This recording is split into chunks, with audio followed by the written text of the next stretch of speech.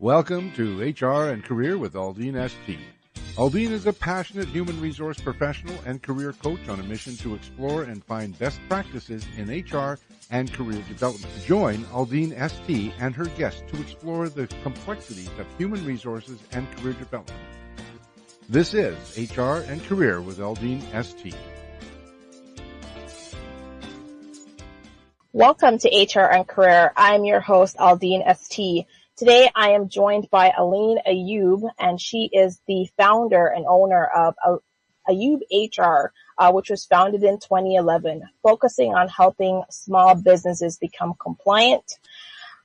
She was joining me today, and we'll be talking about why every company needs HR. Aline, welcome to the show. Thank you very much, Aldeen. I'm very thrilled to actually be one of your guests this evening. I'm really thrilled to have you. I know for our listeners, a little bit of backstory of Aline and myself, our names are so close. We connected on LinkedIn, having shared similar passions for helping small businesses really position their HR as a strategic function. And Aline and I have tried to connect just for, off LinkedIn networking until just recently that we got connected. So we're very passionate about, how the HR function can truly transform our businesses. And as we talk about the future of work and what things will look like as our workplace and our work landscape changes, Aline and I have really had some good discussions about why we think companies need HR. And today, we will be sharing with you why we think every company needs HR, and we'll be more than happy to get some of your feedback as well. So Aline, the first question I want to bring to you, what are some of the common definitions of the HR function that you've heard? Yeah, actually, the ones that I heard are really much around HR is a function that actually helps us fill in paperwork. HR is a function that is helping us with the hiring process. And quite frankly, this is not how HR should be defined. And, one of the things that I say to my clients to actually show them how valuable it is to actually invest in an HR person or function is really to look at us as strategic partners. And I know, Aldeen, we heard about this a lot, and it sometimes sounds like a broken record to speak about strategic partner. But in my experience, it's not just but it's just like, what is it we need to do as HR practitioner to be seen as such? And what is it we need to do for the business leaders to say, hey, we cannot start that meeting without having HR at the table. That's right. And basically the strategic partnership that HR has to undertake with the business is really around the design of the work positions. Mm-hmm. It's around the design of hiring, of rewarding the employees, of recognizing them, of paying them. And it's all about making sure that there are actually building a driving force behind what makes that company a winning team, and behind what will make that company come out from be the one that people will want to buy from, whether it's a service or whether it's a product. That's right. And I like the fact that you hit on in the first part of your answer there.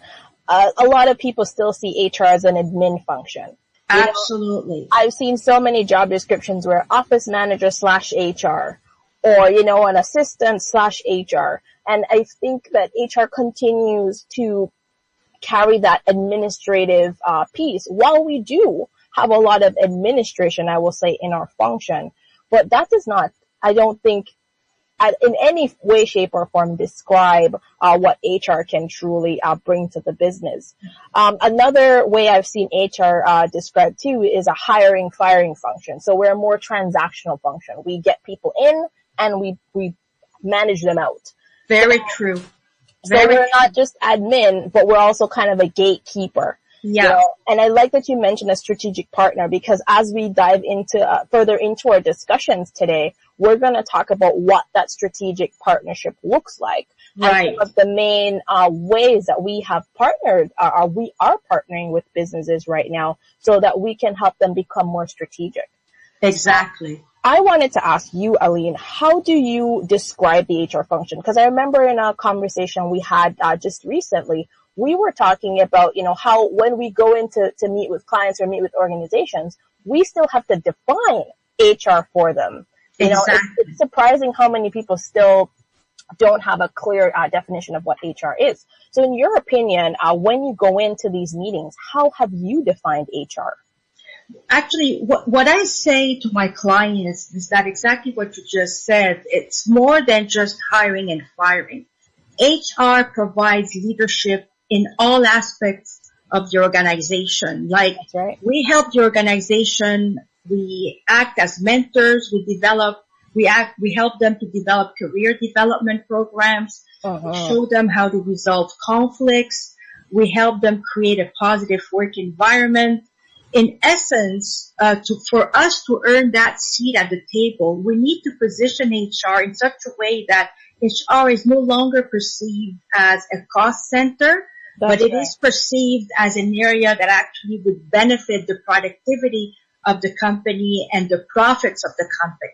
That's right. And for me to become, when I speak with my clients, I tell them that as a business partner, my role is to be accountable to what I'm doing the same way a financial people is accountable for their numbers. So HR people, we are not, if we want to be sitting at the table, we need to prove to them that we are savvy and we are necessary to be sitting there because of what we bring to the table. And when I'm talking about ROI, when I'm talking about return on investment, in order to stop having people thinking of us as cost centers, well, it's not just saying it, but I actually help my clients on how to prove it. So the way you actually make your case, your business case, is to demonstrate the value of what you're bringing. And I was reading an article recently on Facebook, and they were saying that they were closely monitoring the numbers of their daily active users. But in fact, what they were really doing is they were really looking at the quality of the engineers who generate a positive user experience.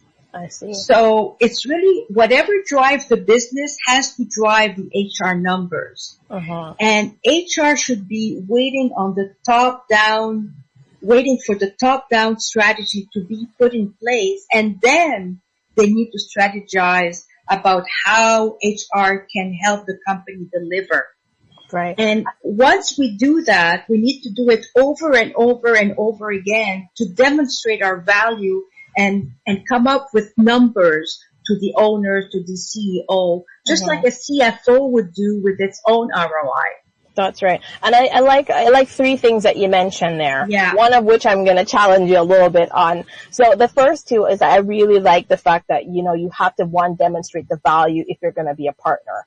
Because I know in my experience, I'd like to describe my role as an HR business partner. So whether you're a CHRO or, a CTO or whatever your title, whether C-level director or even just a manager, I like to describe that as you're a partner. And if you're a partner, it means you need to be bringing value to the equation. So I like when you mentioned you have to definitely demonstrate your value, because in any organization, I find that a lot of your functions or your capabilities are defined by the value you bring.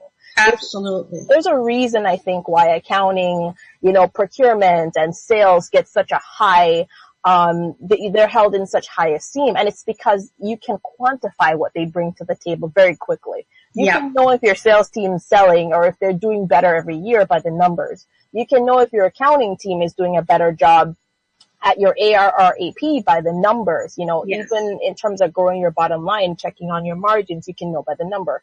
In HR, it's often very difficult for us to produce any numbers. Exactly. And be able to, to sell any value. So I think one of the key, ways you've mentioned, I sell the HR function is that, one, we add value. and we partner with the business, and here's how we add the value. Again, your data and your analytics and going there. Exactly. The one thing I wanted to challenge you on is a lot of companies go top down with the business plan. But in my approach and in how I've, I guess, purported the human resource strategy is that we go reciprocal. You know, for some people, it's top down, you know, where the leadership team comes together, including HR, and they map out where the company is going. And then HR is a contributor to that strategy, as opposed to the senior leaders get together, they describe it, and then they kind of, you know, back down. Okay, here's what HR needs to do to help us. And then I've also seen the other way where HR says, listen, guys, you know, here is a way that we can really revolutionize the workforce we have here. And these are some of the skill sets and talents that exist right now in our workforce. Is there a way to leverage these skill sets that we can probably offer an additional service to our customers? Yeah. Or create another, you know, product? Well, you're bringing such a good point, Aldeen, because you cannot run a company if you don't have an accurate picture of your current employee structure. That's right. So this will help quickly give you the answer on the basic questions about where the recruitment efforts stand, how frequently the employees are leaving, and how much value they're getting for each employee. So if the CEO doesn't have an accurate vision of the employee structure and what they bring to the table and their level of productivity, right, then how can you measure the impact HR will have on the organization? That's true. So go ahead. Just to give you an example, if revenue is down because turnover is exceptionally high, so this is impacting the production. So how is it impacting the production? And the other question that we can answer, we can help our business partners answer, is that our performance and productivity down because employees have too much to do in too little time. And this is where job performance, this is where job descriptions come into play. It's performance management. Yeah, it's translating what we do, is explaining what we do in business terms. And I think this is how we're getting heard, and this is how we earn our seat at the table. I definitely agree with you, because I go back to the value, right? Yeah. Nobody is going to open up a seat at the table for you if you're not bringing the value. Absolutely not. You need to build your business case. You need nothing works until you actually prove it. And I wanted to, that's really, really, really a good point, because what I was just about to say is that, you know, data analytics, you know, people analytics is becoming, I want to say, a part of the popular discussion points in terms of HR demonstrating value. If we aren't able to gather data accurately, present that in a format that is usable and meaningful to the organization, and communicate the story, you know, translate it from the numbers to the impact, like you mentioned in your example, you know, we have exceptionally high turnover, which is now impacting our ability to service our customers or to produce effectively. You know, having a lot of people collect data, and I go back to a point I mentioned in a previous show where I talked about the spreadsheet era of HR, where, you know, we're clinging on to these spreadsheets, but a lot of people aren't translating the spreadsheet data into something that our other partners in the business, for example, or executive leaders can actually understand. It's great that you bring a graph to the meeting to say, you know, turnover is exceptionally high, but now we got to make sure it makes sense to the people that we're talking to. What are the ripple effects or repercussions of what these numbers are saying? And I mean, coming not just with, here are the problems, but obviously, what can we do to fix it, or some suggestions on how we can fix it. That's definitely a key way to get a seat at the table. Absolutely. I mean, it's a way to translate these numbers into meaningful strategies that will mean something to those executives sitting with us. Like, I brought here an example of a suggested metrics for a monthly team, like how to get a glance of how your team is doing at a glance. Right. So all the metrics you would have the number of employees, how many employees you're currently employing, the number of employees that actually left you, then the attrition rate, which is the number of people who has left in a given year divided by the number of people you have.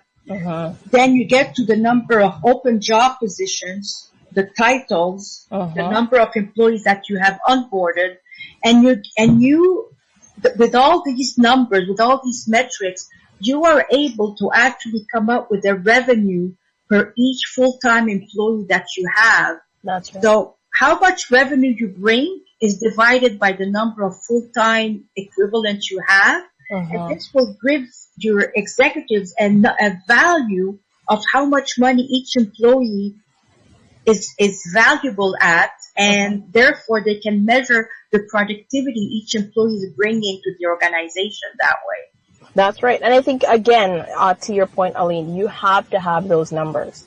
Yes. Come to the table, with a suggestion or, thinking that you're just going to kind of get it as a rite of passage. It's definitely not going to work that way. You have to bring the value, which kind of brings me to my next question. Yeah. With all this value that we talk about, all these metrics that we bring, all this, strategic thinking, that we have managed to, I'm going to say, evolve to as an HR profession. Why do you think there's so many companies that are still, resisting or pushing back on their HR department from being able to, get into that strategic role? Well, there is a big lack of misunderstanding of HR, and unfortunately, a lot of organizations, they went through bad experiences, and they still carry this old paradigm of who HR is. Right. And we really have to demonstrate to them what we can bring to the table. So whenever you actually get to start with a new client or you get hired by a new company, you really need to conduct a very thorough audit of the function so that you can come back to them with recommendations that would position you a lot differently from filling in reports and filling in forms or taking care of benefits. So right from the get-go, you need to think strategically and you need to come up with measures that will have a direct impact to the business. Right. And the better you do that, the better you will be seen as a contributor to the organization. And I like what you mentioned there. And I think there's also a definite difference, depending on the company you go into. Yeah. Because if you look at companies that I'm not going to put an age out there now, but if you look at companies that have a longer, history of, kind of having that, I'm going to say, traditional HR function, but they are more the late adopters than the companies that have continued to innovate, change, adapt new technologies, adapt new methodologies, brought in, I find, different people at different levels from different industries, that have come in with that thinking that, hey, listen, we've always had HR sitting here with us providing insight. Is that something that we're open to having in this company? And then you find new startups are really putting a value on people. I mean, you talk about, Claude on LinkedIn, from Banner Media, and she's a chief heart officer. So now HR is turning into a different, I'm going to say, we're evolving again, where not only are we, chief people officer or chief experience officers, we're getting to the point where we're liberated at, chief heart officers and such titles, as those. So, I find it really depends on the size of the company, the age of the company, the industry, and the management team that really impacts the ability to adapt, or I would say adapt or die kind of scenario. But it's really interesting that, still at this point in time, there's still so many companies that are holding off on embracing what HR can bring to the discussion. What is helping us a lot right now in terms of getting companies to see us as very important to their business is, you just mentioned the explosion of the startups. But there's also this whole concept of artificial intelligence that is kind of freaking out a lot of people right now. That's right. Because they don't know how to manage it. They don't know how to plan for it.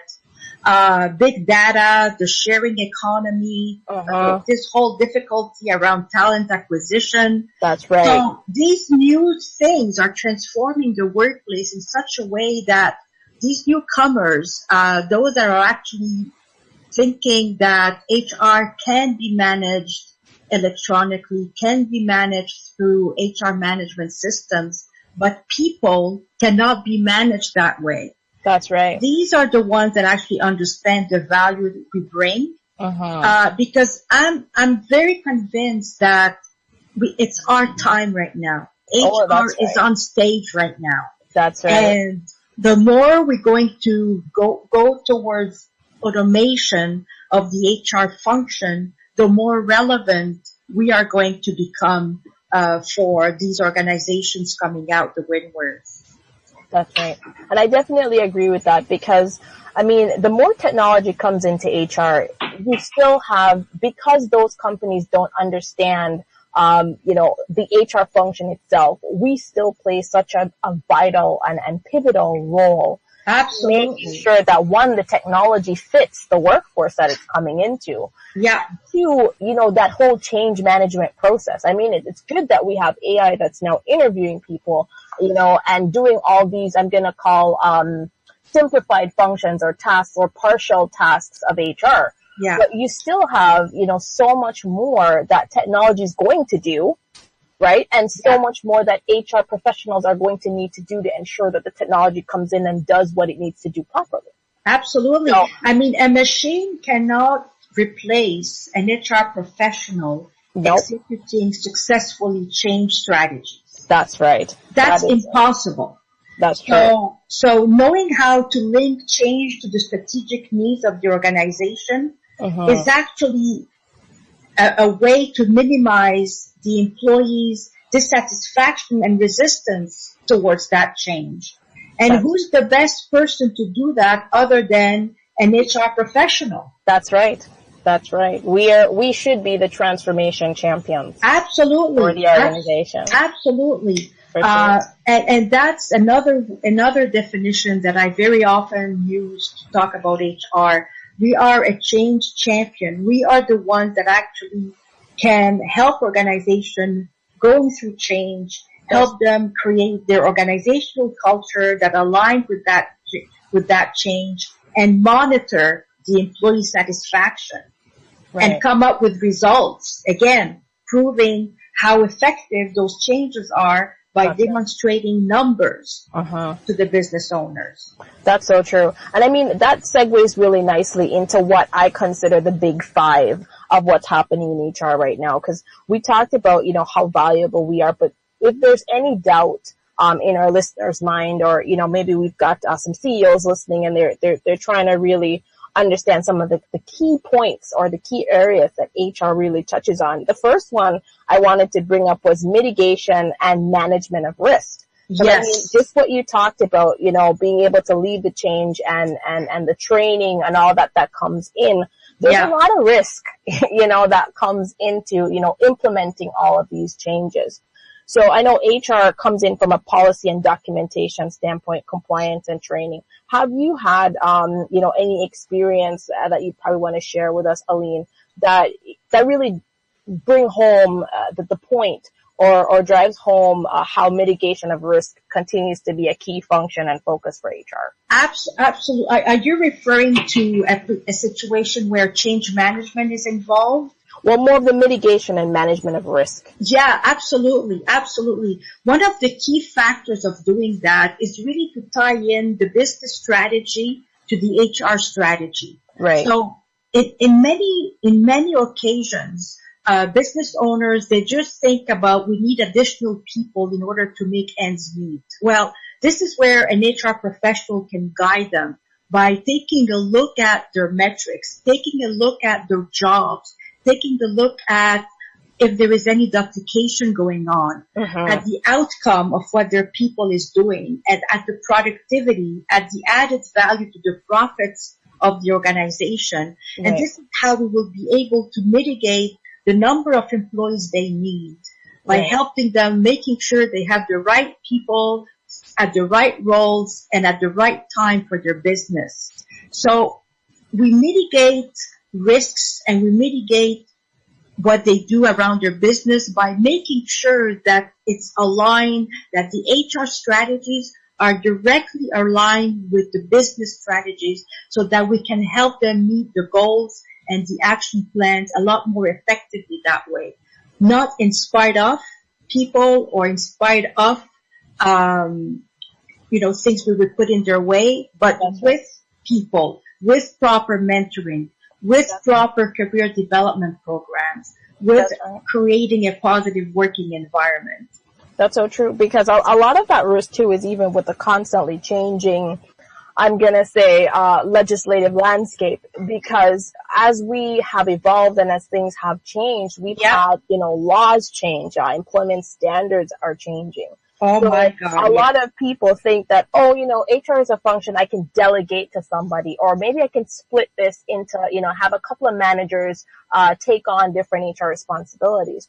But really having, a centrally focused department or person, or persons, I guess, depending on the size of the organization and that department, having that person focused on how that risk is, affecting the business. Something as simple as changing someone's compensation or changing benefits for an employee can put that company into some seriously hot water from a legal perspective. So having an HR professional come in, like you mentioned, managing the change processes that happen. For example, in Canada, there are a lot of changes that have happened in 2018. So having an HR professional who is equipped and knowledgeable to navigate the changes in the legislative landscape and then translating that back to policy documentation and training to make sure that the organization is covered, I think is one of those key areas where, the HR function shines. Definitely. And one of the way, one of the way I actually speak to the owners or the HR practitioner to present them with the value of having processes in place or employee manuals, for example, in place, is that it saves time to the business owners. That's right. Instead of actually dealing with all these questions they can have by their employees, they actually can just use these binders, these manuals as a referral document. That's right. And not only does it save time for them, but it also helps with a more consistent approach. That's right. With your employees. Mm-hmm. So, absolutely. Having HR in place right now is fundamental for your growth.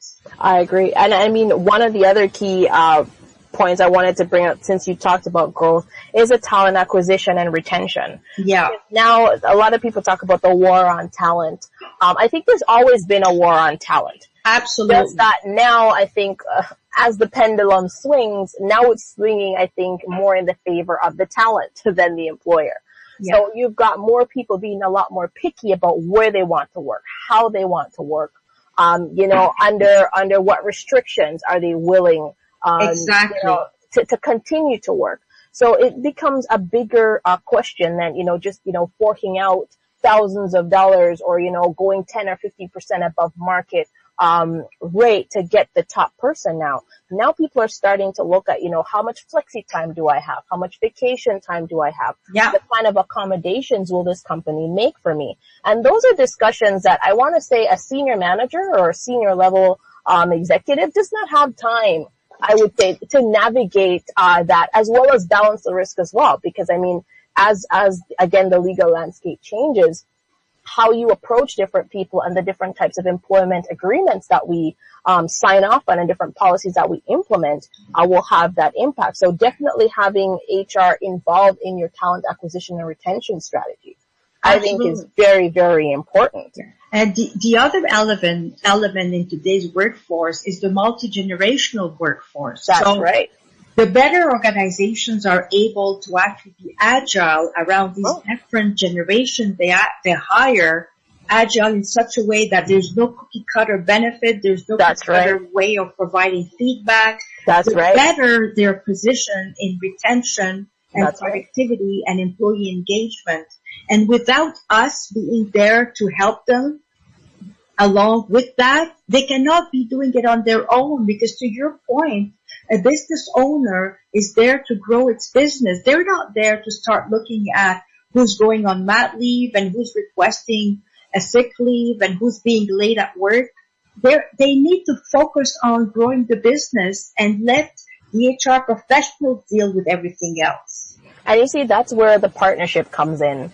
Because Absolutely. when we start to bring up the point of, risk mitigation, talent acquisition, retention, you hit on compensation and benefits there. And, previously we've been talking about the training and development. That's where a true partner comes in. These are our value points. And, any HR professional that is feeling a little bit discouraged or, saying, how can I, bring my value to the table, or how can I explain that HR really needs to be its own function? I mean, just from that little section there, I think you've got a ton of ammunition right there. Definitely. Because Definitely. as a partner, we're not only, bringing the value, but we're executing as well.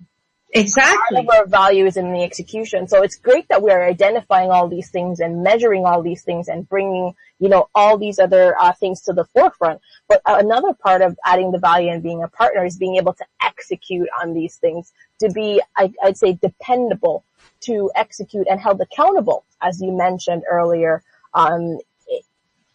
to be accountable to whatever we say we're going to do. Exactly. And one of the things that many organizations are striving with right now is leadership effectiveness. That's right. Just because the whole way of actually being a good leader has transformed so much, because leaders have to take a lot of decisions in a very, very quick way than before, in the speed of the light, actually, I would say.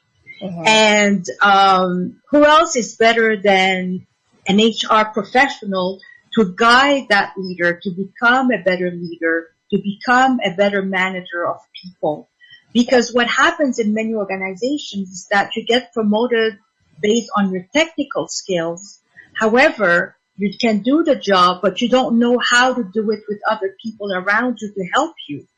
So by us being there to help them alongside becoming a better leader, to be their coach and their mentor, and to actually provide them with some more enlightenment on how to manage the team that is reporting to them, is just going to help the overall organization. And that's a really great point, Aline, because one of I'm going to say the future of work roles of HR as we move out of more of a transactional approach is really to be a coach of the organization. Absolutely. We have the tools, we have the skills, we usually have the personalities for coaching. So I'm going to say, like you mentioned, HR is one of those key functions right now that are becoming a coach to the organization. We're coaching leaders at all levels. We're the ones key in the succession planning. We're the ones who are key in employee development, performance management, the performance evaluation processes. So, I mean, who better to have as your coach than the person who's already intimately familiar with the makeup of your workforce and the capabilities, of your workforce. And I wanted to segue really nicely into how do we start these conversations. We've done, I think, a really good job of talking about some of the key values that we bring as HR professionals. But for our listeners out there who may be wondering, how do I actually start this conversation? I mean, I have all this ammunition behind me now. How do I start that conversation with probably my HR manager, my director of HR, or, even just the senior management team? How do you recommend they approach them? Well, first of all, we need to position ourselves as solution drivers. Right. Okay? And we also need to position ourselves as business savvy. So it's very important that we understand the business, the industry that we are working for. That's right. And that goes through from reading their annual reports, getting to understand what their business strategies are, and tap into that and say, listen, I understand that you want to increase your profit margin by 3%. Have you thought about looking at your current structure? Have you thought about looking at the current performance of your people and what they're driving to the table, and have you measured that? Right. We can help you with that. We can help you with having a better sense of who's working for you so that you can meet your business objective. Are you having trouble retaining your people, for example? And if the retention is high, we can help them with building a company culture that would be a lot more conducive to retaining their people from within. So it's all tied into what their business strategy is, and develop a workforce planning that would help them to concretely put this business in place and meet the objectives. So it's to have a sit down and talk their language. Know the business enough that we have this business savvy experience that will allow us to talk their language, so we can make ourselves understand by the business owners, and that they can perceive us as also being part of them. That's right. And I just wanted to touch on one other thing that I'd probably recommend too to start that conversation.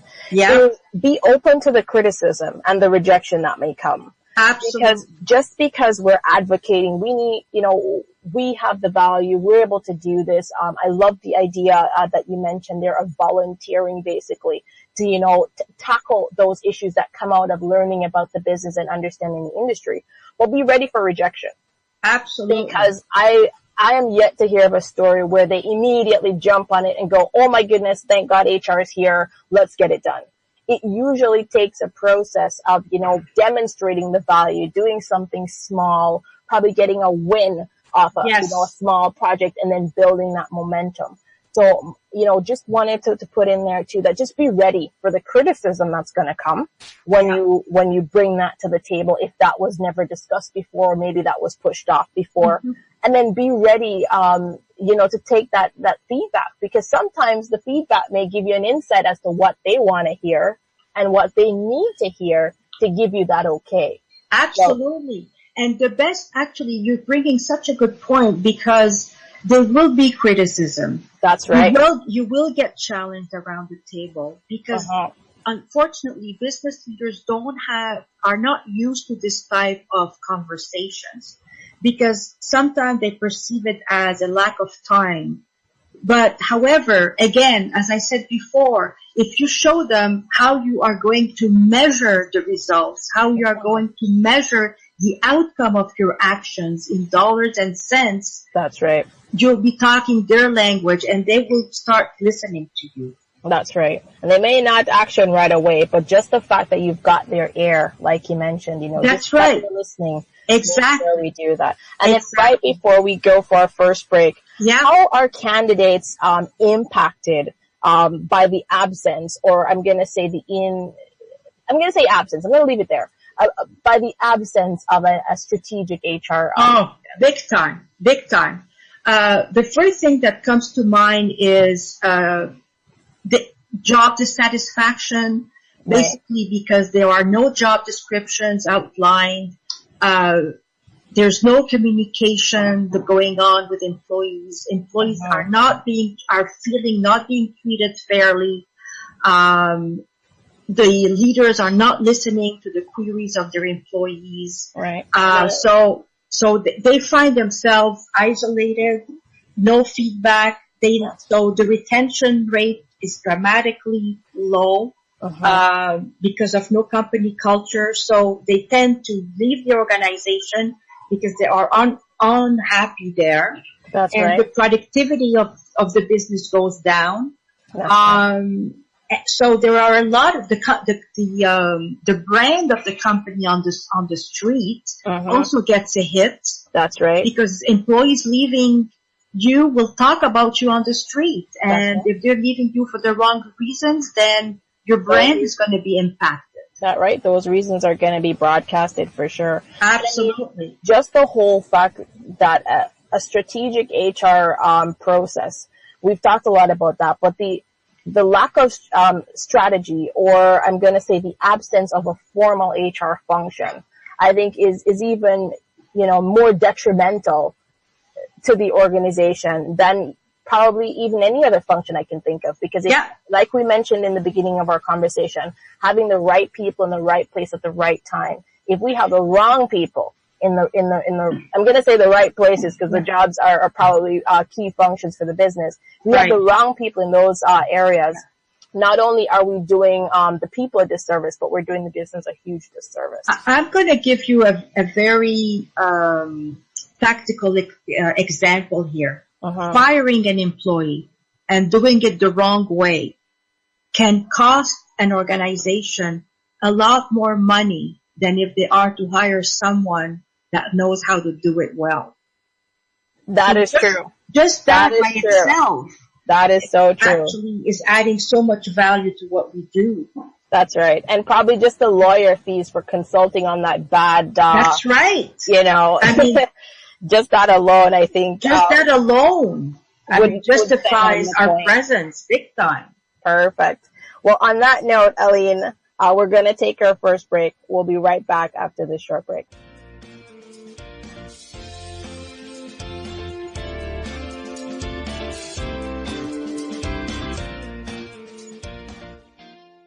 Are you stuck in a job you don't like and can't get out? Are you returning to the workforce and feeling scared, unprepared, and lost? Are you struggling with your job search? You are not alone. Many people work with a coach to use proven strategies to help them take charge and navigate their job search and career development. Learn more at AldeenST.com or email AldeenST@gmail.com to set up your first discovery session. See the difference an HR business partner can make in your business. Let us show you how a strong, strategic, and aligned human resource strategy can help you reduce costs, improve productivity, and help you retain your competitive advantage.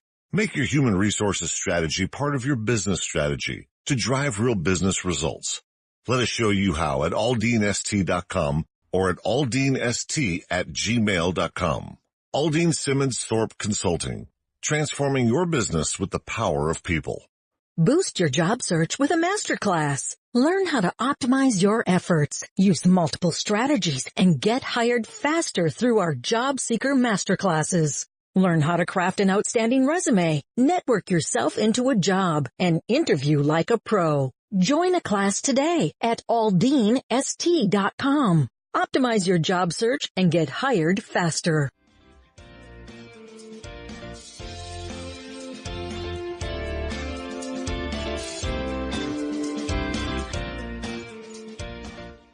Welcome back to HR and Career with AldeenST. I am your host, AldeenST, and today I am with Aline Ayoub from Ayoub HR. And as a fellow HR consultant, Aline and I have been talking about why every company needs HR. And we're going to jump right into our truth and myth segment right now. We've laid down, I think, a lot of good stuff in our discussion. So for truth or myth, I want to start out with Aline. HR departments are too busy dealing with daily problems to be strategic. Truth or myth?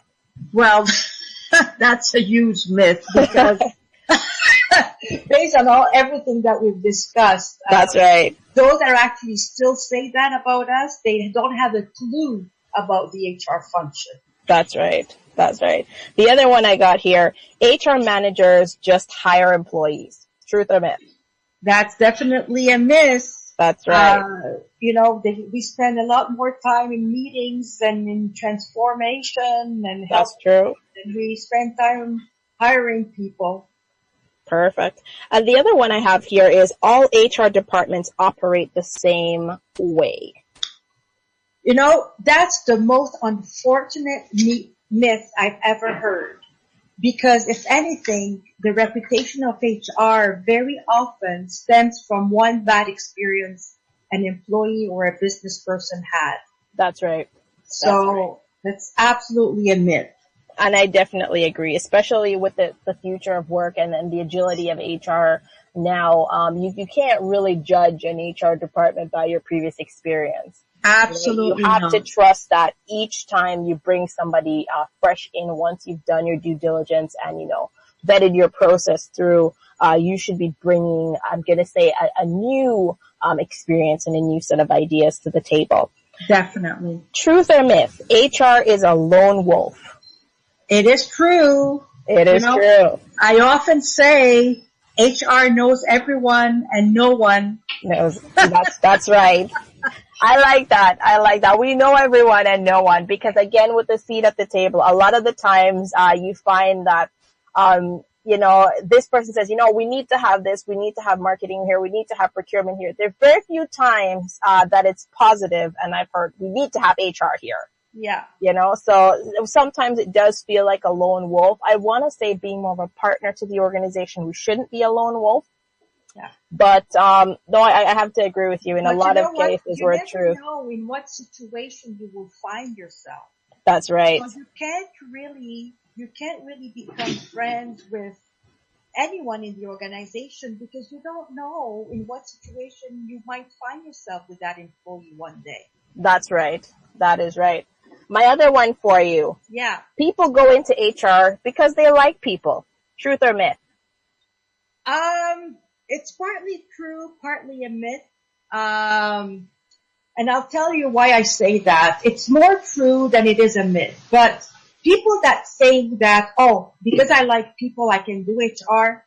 Well, yes, it's very important that you do like people, but you also have to have this willingness to be very empathetic to individuals, and in a way very altruistic as well, so that you can think about others as opposed to always thinking about your own needs.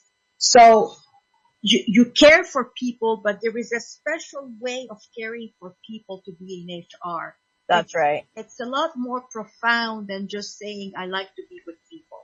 That's so true, because in my, how I define that, I always say that we're a service function. Yes. And similar to how you have customer service for your clients, HR serves as a customer service function for employees.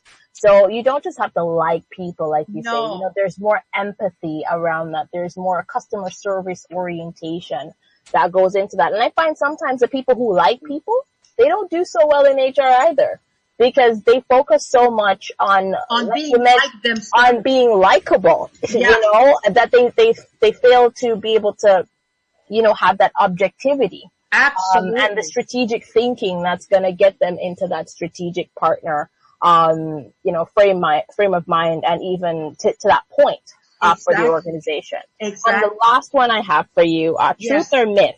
HR deals with only the soft side of the business.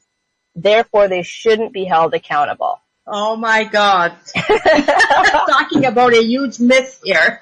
That's right. But they sometimes see, you're the trainer. You deal with all the people side. We won't hold you accountable to any metrics, because we know that's just what you're doing. Yeah. Exactly. Oh boy. So for you, I'm guessing that's a myth then, Aline. Oh, absolutely. Absolutely. Myth. Perfect. Well, we're going to go for a last break, and when we return, we'll get Aline's best advice for HR professionals. We'll be right back after this last break.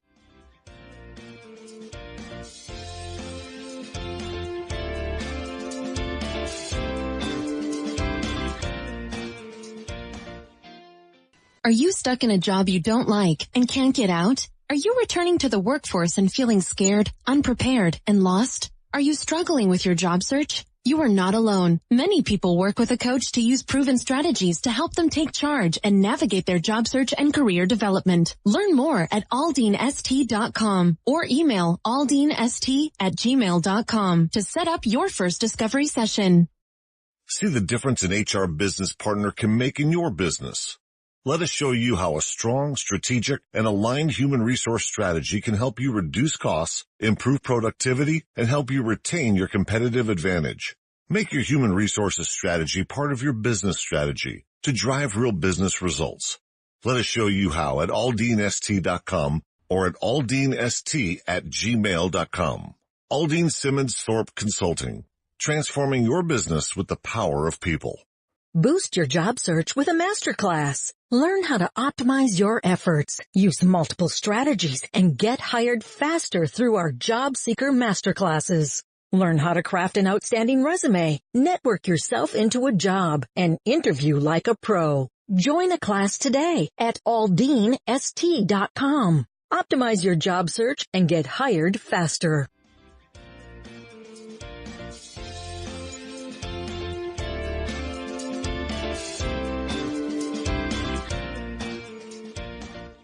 Welcome back to HR and Career with AldeenST. I am your host, AldeenST, and I am here with Aline from Ayoub HR Consulting. And today we've been talking about a passionate topic for both of us, why every company needs HR. And for the last segment of the show, I'm going to ask Aline to really share with us what advice would you give to HR professionals who are trying to advocate right now? What would you give them, as your little gem? Here's what you can take with you, as you go to advocate for getting your voice at the senior level.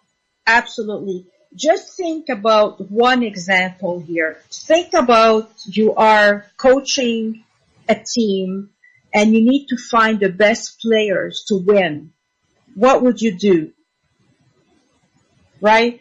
So not only do you have to have multi-skills that will allow you to actually shape and form the best team that will win the game, but you also have to have this business savvy experience and expertise that will help you talk to your business the way they are used to so that you can earn that seat at the table.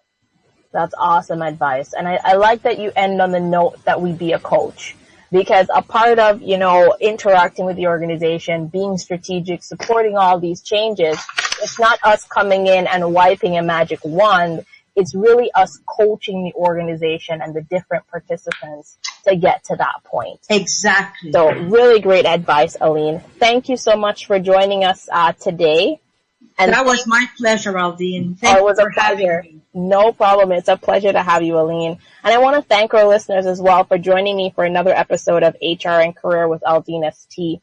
Join me again as we dive into the many facets of human resources and career development, providing practical and useful tips you can use to move you forward. Bye for now.